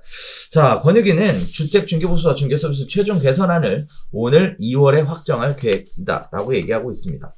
자, 가격 대비 비율로 책정되는 중개보수의 문제. 자, 중개사무소 중개보수 실제 수수 결과는 왜 조사 다 했는데 공개하지 않는지, 저는 이것도 참 재밌다고 생각이 돼요. 자, 부동산 가격이 올라서 중개보수가 많다면 역으로 부동산 가격을 잡으면 중개보수 조절되는 거 아닙니까? 이런 생각도 좀 들고요. 반면에 부동산 가격이 낮아지면 중개보수는 다시 올려주는 건가? 이런 생각도 듭니다. 왜 항상 얘기만 나오면 애꿎은 공인중개사만 잡아먹는지 참 알 수가 없습니다. 자, 중개보수만 가지고 먹고 살 수 있을까에 대한 고민도 깊어지고 있는데요. 부익부 빈익빈 현상이 중개업에서도 가속화되지 않을까라는 우려도 생기고 있습니다. 자, 중개보수 관련된 얘기인데, 네, 일단은 가격이 올라가서 중개보수 올라가는 게 불만이래요. 그래서 좀 하겠다는데, 네. 까놓고 얘기해서 아무 문제 없잖아요, 개선안. 솔직히 말해봐요. 뭐가 문제가 없어. 문제 있어요? 억울한 문제 많지. 이거 지금 이 금액 받는 데가 어딨어. 내가 하고 싶은 이거 지금 상한이 지금 결국은 12억 초과분에 대해서 기존에 9억 초과, 매매는 9억 초과하는 거가 0.9고, 임대는 6억 초과하는 게 뭐 0.8이었나? 몰라. 아무튼 그게 지금 0.8이 9억 초과로 바뀌고, 그 다음에 0.9가 12억 초과로 바뀌고, 0.9에서 12억 사이는 0.7. 너는 뭐 이거 바꾸는 거야. 집값이만큼 평균적으로 많이 올랐으니까 그 상한만 조금 약간 좀 바꾸자 이런 얘기잖아요. 문제 없잖아. 문제 있어. 뭘 문제 있어? 엄청 큰 문제가 있습니다. 지금 0.9에서 0.9 받는 데가 어딨어. 엄청 큰 문제가 있어. 보통 한 0.45 이 정도 받아요? 여기서 가장 큰 문제는 전 이렇게 생각하거든요. 이거 또 똑같은 거 반복이야. 고정료율로 바꿔달라. 그 얘기 하려고 그러지. 아무튼 중개보수 나오면 싸우는 거 못 받는, 수수료 못 받는 경우도 있고, 맨날 그러니까 맞아. 고정료율로 해주세요. 그 얘기 하는 거잖아요, 지금. 이게 내 얘기는 그 얘기야. 결국은 이렇게 요율을 낮추잖아요? 그럼 요율은 다 줘야 되잖아. 그럼 낮춰놓고 거기서 또 협의라는 얘기지. 난 그게 싫은 거야. 왜? 알아서 하세요. 자, 관련된 내용들이 사실 몇 번의 이야기들이 나와왔어요. 나왔는데, 이번 기사에서는, 뭐 굉장히 복잡했었던 중개보수 개선과 관련된 얘기는 사라지고요. 초과된 금액에 대한 구간에 대해서 일정 중개보수 요율을 새로 신설하는 형태로 진행한다고 하는데, 일단은 관련된 부분에 있어서 뭐 계속 있어 왔었던 근본의 문제에 대해서는 해결하려고 하지 않는 것 같고, 결국은 결국은 가격이 올라갔으니까 새로운 구간이 신설이 필요하다라는 얘기로 정리하려고 하는 것 같습니다. 그러니까 이 조영희 대표님 얘기는 항상 그거예요. 중개부 나오면 수수료 갖고 협의하기 힘들고 정해진 이 수수료 협의 때문에 수수료 못 받는 경우도 있고 하니까 중개업자들의 권익 보호를 위해서 고정요율을 만들어 달라. 0.7 이렇게 안 줘도 되니까 0.4면 4, 0.5면 5. 맞아. 딱 그냥 고정요율 하고 이거 안 주면 개새끼. 이거 안 주면 대신 무조건 받을 수 있도록 하는 어떤 그런, 그러니까 요율은 좀 낮춰도 되지만 무조건 내게끔 하는 이런 걸 좀 갖춰달라는 그런 말씀이신 거고. 맞아요. 택시 요금도 그렇잖아요. 뭐 친절하게 운전하면 뭐 싸고 무슨 뭐 비싸고 무슨 뭐 조교하면 뭐 싸고 무슨 뭐 이런 거 아니잖아요. 원하는 시간에 도착하면 뭐 더블로 주고 뭐 이런 거 아니잖아. 근데 이 주장은 조영준 대표님 개인의 의견입니다. 개인의 주장. 제가 생각할 때는 공인중개사 협회 뭐 전혀 그런 것도 아니고 그러니까 네. 개인 주장이니까 네. 항상 하는 얘기다. 앞으로 수수료 얘기 나오면 그냥 복붙이야. 고정료율. 이거 내가 딱 얘기하면서 수수료 얘기 나오니 그 얘기하려고 이거 기사 픽했구나. 오케이. 뭐 이제 그런 얘기고 지금 바뀌는 내용은 결국은 구간을 조금 더 나눠서 0.9 이상의 많이 받을 수 있는 구간을 12억 초과, 임대 같은 경우는 9억 초과, 고가 구간에만 요구할 수 있게끔. 근데 상한이 그거고 다 그렇게 안 주시잖아요. 주는 경우도 쉽지 않아. 그렇게 받아왔어 사실. 그러다 보니까 현실적인 수준에서 맞췄는데 문제는 낮췄다라고 얘기하는 게 아니라 그동안 그렇게 받아왔던 거를 요율로 정했다라는 얘기가 맞는 거거든. 근데 문제는 이렇게 정해버리면 거기서 또 조율하고 협의하는 과정들을 거칠 테니까 그게 짜증나는 거고, 또 하나는 2월에 확정할 계획이래요. 2월 달에. 그 2월 달에 이번에 공인중개사법 관련돼서 개정되는 내용이 굉장히 많아요. 개정되고 시행되는 부분들이. 그래서 이런 부분들까지 점점 더 목을 조여오는 그런 상황이 발생을 하고 있으니까 중개업도 이제 선진화돼서 잘 거래하셔야 될 것 같습니다. 그리고 부익부 빈익빈 현상 계속될 것 같으니까 이런 부분들도 대비를 좀 잘 해보셔야 될 것 같습니다. 불만이었구나. 중개보수 얘기 끝내서. 아니에요. 아니, 하고 싶은 말 해야지. 하시라고 얘기했어요. 그럼. 네. 철저하게 제 개인적인 의견. 네, 기사 픽은 우리 조영준 대표의 픽입니다. 네. 자, 7번째 이야기 가보겠습니다. 자족도시에 집착하는 정부의 공급에 관련돼서 아주 뼈아픈 얘기가 있어 왔는데요. 동탄 이 신도시의 업무용 땅 55%가 13년째 공터라고 합니다. 자, 관련된 내용은 그래요. 수도권 2 신도시 10곳 중에 최대 규모인 종찬 2 신도시가 개발 초기만 해도 동탄 테크노밸리를 조성해서 주거 일자리를 모두 해결하는 자족도시를 만들겠다라고 표명을 했습니다. 2008년 개발이 시작되고 나서 13년이 지나도록 전체 상업 업무 시설 용지 중 55%가 아직도 주인이 없는 빈 상태로 남아있는 상황입니다. 자, 그럼에도 불구하고 문재인 대통령이 새해 들어 수차례 특단의 주택 공급을 강조하면서 현 정부의 최대 공급 대책인 3기 신도시 건설에도 속도가 붙을 전망인데요. 문제는 3기 신도시는 기존 신도시보다 업무 상업 시설을 대폭 늘려 자족 도시로 만들자는 계획이다라고 합니다. 자, 전문가들은 기업이나 자영업자를 끌어들일 인센티브가 없이 땅만 공급하는 것만으로는 자족 도시를 만들 수 없다라고 지적하고 있는 상황인데요. 거기에 따라 동탄 이 신도시가 그렇게 얘기하고 있는데요. 이유는 그랬어요. 자, 동탄 이 신도시가 삼성전자 반도체 공장에 가까워 협력사들의 공장 사무실 수요가 많을 것으로 예상했고, 하지만 접근성 때문에 사업장을 옮긴 경우는 거의 없다고 합니다. 경기도 안산의 한 삼성 협력사 관계자는 고속도로가 잘 뚫려 있고 이사 비용과 직원들의 출퇴근 여건을 생각하면 굳이 동탄에 들어갈 이유가 없다라고 이야기하고 있는데요. 거기에 따라서 지금 공실은 계속 늘어나고 있는 상황입니다. 동탄에서 지식산업센터를 분양 중인 한 시행사 대표는요, 입지가 좋은 곳도 입주율이 70에서 80% 수준이고요. 외곽은 절반 이상 비었다고 보면 된다고 합니다. 자, 보증금도요, 500만 원인 10평짜리 사무실의 월 임차료가 2017년에 50만 원 정도로 30만 원 정도 내렸다고 얘기하고요. 그 외에도 서울, 성남, 하남에 걸쳐있는 위례신도시, 수원, 광교신도시 이런 지역들도 집값은 많이 올랐지만 상가는 분위기가 땅판이라고 합니다. 그 외에도 여러 가지 얘기들이 나오고 있습니다만 어쨌든 상황이 이러함에도 불구하고 지식산업센터는 계속 지어서 분양하고 있다, 이런 얘기들이 나오고 있는데, 자, 왜 정부는 자족도시에 목을 맬까요? 이런 부분들이 궁금한 부분이고, 또 많은 분들은 차라리 주택 공급을 이런 곳에다가 그냥 하는 게 낫지 않겠냐라는 얘기들도 시장에서는 하고 있는 상황입니다. 또 한편으로는 지금 현재 작처있는 경기 불안과 현재 이 공시 상황이 전혀 관계가 없는 것일까? 라는 생각도 좀 들어요. 자, 이런 생각을 해보실 수도 있을 것 같아요. 문정 지식산업센터, 법조타운, 경제자유구청, 뭐 이런 다양한 선행, 사례들이 있었는데 성공한 케이스로 꼽히는 것들이 여전히 존재하고 있는데요. 자, 이런 측면에서 볼 때 과연 지식산업센터는 좋은 투자 대상일지, 또 그곳에 가서 기업체를 운영하는 것이 굉장히 메리트가 있을지, 또 한편으로는 중기업 창업 입지로 이런 지역을 선택해보는 건 어떨지에 대한 얘기들이 궁금증으로 남으실 것 같은데 어떻게 보셨습니까? 그러니까 자족도시는 신도시 택지지구 개발할 때 항상 그냥 맨날 하는 얘기죠. 이게 위성도시로 서울의 쩌리로 수도권 쩌리로 이렇게 두기보다는 이 지역 중심지로 많은 양질의 일자리를 넣어서 이 도시가 자체로 돌아갈 수 있게끔 하겠습니다. 그래서 이제 애초에 신도시 계획할 때부터 택지지구 조성할 때부터 자족용지들을 많이 집어넣고 특히 앞으로 조성할 3기 신도시는 더 그 부분에 목을 많이 매서 자족용지의 비중을 어떻게 늘리겠다. 근데 이제 기사에서도 얘기하지만 그렇게 얘기를 했던 동탄이 신도시가 13년이나 됐는데 아직 자족용지가 절반도 안 팔렸다. 그 얘기잖아요. 그리고 팔아서 지은 지식산업센터도 공실률이 많고 지식산업센터 안에서도 사이드 있는 곳 같은 경우는 공실이 너무 많아서 힘들다.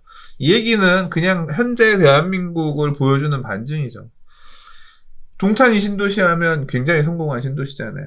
예. 근데, 그리고 인근에, 삼성전자도 있고, 그래서, 이 정도 규모면, 이 정도 위치면 채울 수 있지 않을까. 이 동탄이 신도시 가보시면, SRT역 밑으로 해서 중앙 부분, 그러니까 딱 도시 설계가 그렇게 돼 있어요.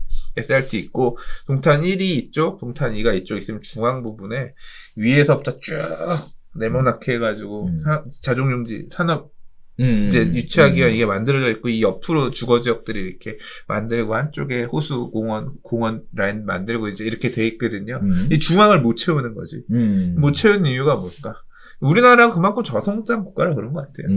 그리고 도심안에도 계속 쳐. 지금 광화문 이런 데도 가면 어쨌거나 낡은 건물들 도시환경정비사업, 재개발사업 해가지고 빌딩들 들어왔고 여의도도 지금 건물들 또 지었고 짓고 있고 팝콘도 지금 들어가잖아요. 그러니까 재생을 통해서 빌딩들도 들어서고 뭐 동탄 이만 있습니까? 지금 뭐 3기 신도시도 계속 넣는다 그랬는데 과천지구도 그렇고 앞으로 창릉 신도시도 그렇고 또 지금 뭐 교산이면 전부 다 이 자족용지들을 다 집어넣으면서 그 지역의 중심지로 그러니까 도심의 역할들을 이제 분할해서 수행할 수 있는 그 지역의 중심지로 만들고 싶어하는 이제 그런 마음에서 이 신도시를 계속 계획은 하는데 그나마 제가 생각할 때는 동탄이 50% 45% 채운 것만 되게 선방한 케이스일 거예요. 다른 데들은 더 못 채우는 것도 많을 거예요. 그러니까 이게 정치의 입장이나 또는 도시 계획에서의 생각하는 생각보다 못 쫓아가는 것이. 시장이, 약간 눈을 돌려서 생각해보면 혁신도시들도 그렇잖아요. 이 노무현 대통령 시절부터 추진했었던 혁신도시라는 게 그런 거 아닙니까?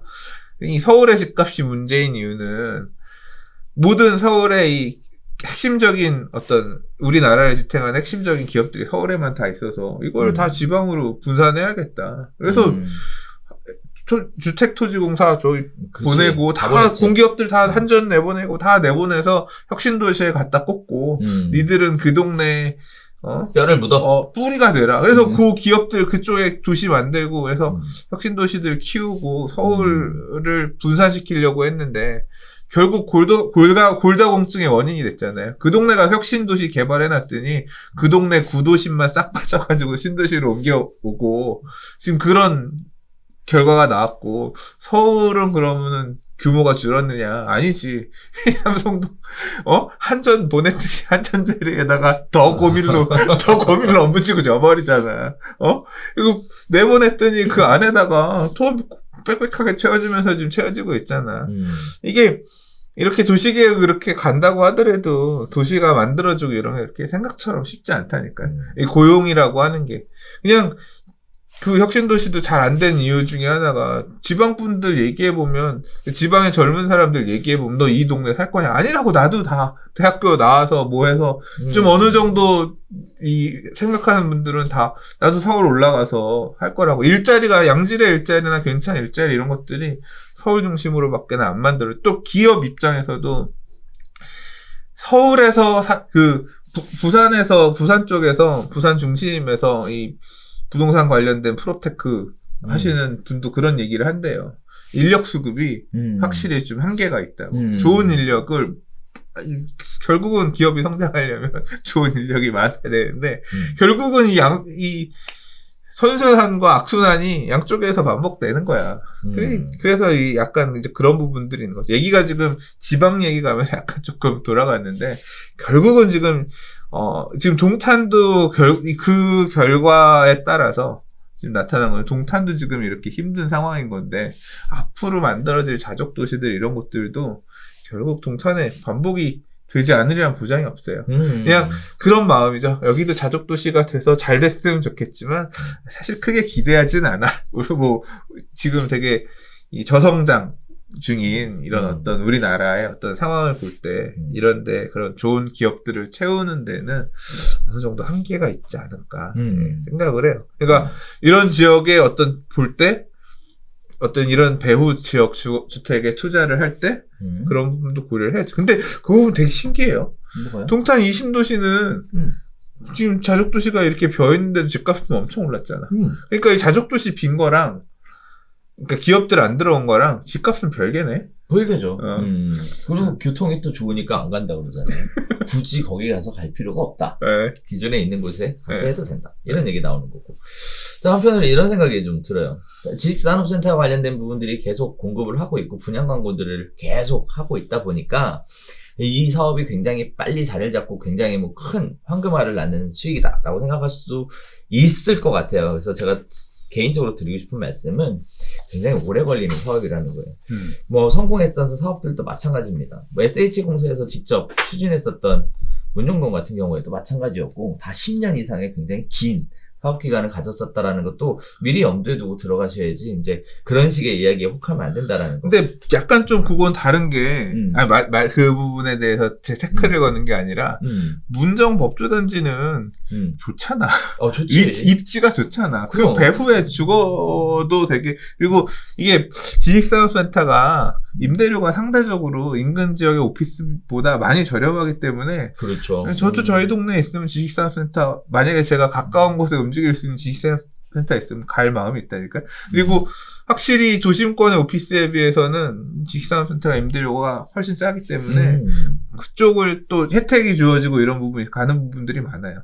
뭐 그래서 동탄 2의 사례는 제가 뭐 이 지역에 대해서 엄청 잘하는 게 아니기 때문에 말씀드리 조심스럽긴 하나 아직은 조금 말씀하신 것처럼 좀 긴 시간이 걸리는 아직 환경이 좀 조성이 덜 돼서 그런 부분이 없잖아 있는 것 같고 문정은 워낙 좋은 위치니까 그렇죠. 보니까. 네네. 그래서 그런 부분들이 있다라는 거. 그렇게 위치가 좋은데도 오래 걸렸다는 거. 그쵸. 이런 거 생각하셔야 될 것 같고요.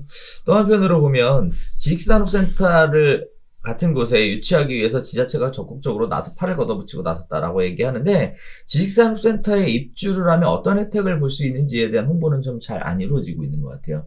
그래서 혹시라도 관심이 있는 부분들이 가실 수 있게끔 그런 부분들이 좀 안내가 좀 제대로 됐으면 좋겠다라는 생각도 좀 들고 반면에 지식산업센터가 이런 형태로 언젠간 다 채워질 거거든요. 선생님 얘기하실 때는 일단 저놈은 채워지잖아요. 어쨌든.